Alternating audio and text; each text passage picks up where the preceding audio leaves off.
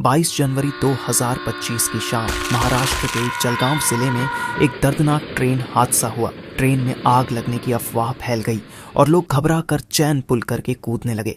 इसी बीच दूसरी ट्रैक पर लखनऊ से मुंबई जा रही ट्रेन के चपेट में लगभग 30 से 40 लोग आ गए। तो आइए 3D एनिमेशन के जरिए स्टेप बाय स्टेप देखते हैं आखिर इतना बड़ा घटना हुआ कैसे। ट्रेन नंबर 12533 पुष्पक एक्सप्रेस 22 जनवरी की शाम करीब 6 बजे महाराष्ट्र के भुसावल स्टेशन से धीरे धीरे आगे बढ़ रही थी। यहाँ तक सब सामान्य लग रहा था। सभी यात्री अपनी यात्रा का आनंद ले रहे थे। ट्रेन का अगला स्टॉपेज मनमाड था, लेकिन इससे पहले पचौरा नाम की जगह के पास डिब्बे में ब्रेक बाइंडिंग के कारण धुआं उठने लगा।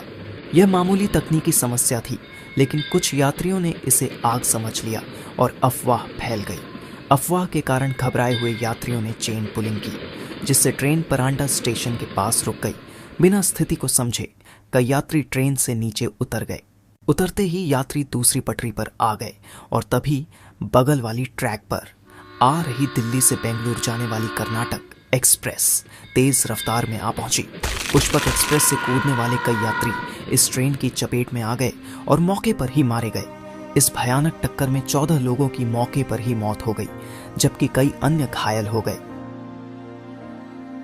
हादसे की सूचना मिलते ही रेलवे और स्थानीय प्रशासन की टीमें मौके पर पहुंची। घायलों को तुरंत नजदीकी अस्पतालों में भर्ती कराया गया। राज्य सरकार ने जलगांव जिले में हुई इस दुर्भाग्यपूर्ण दुर्घटना में मारे गए लोगों के परिवारों को 5 लाख रुपए की आर्थिक सहायता देने का ऐलान किया है। साथ ही घायलों का पूरा इलाज राज्य सरकार द्वारा कराया जाएगा। प्रारंभिक जांच में यह सामने आया है कि ब्रेक बाइंडिंग के कारण धुआं उठा था, आग नहीं लगी थी। यात्रियों से अनुरोध है कि वे अफवाहों पर ध्यान न दें और संयम बरतें। यह हादसा हमें यह सिखाता है कि अफवाहों पर विश्वास करने से कैसे जानलेवा स्थिति पैदा हो सकती है।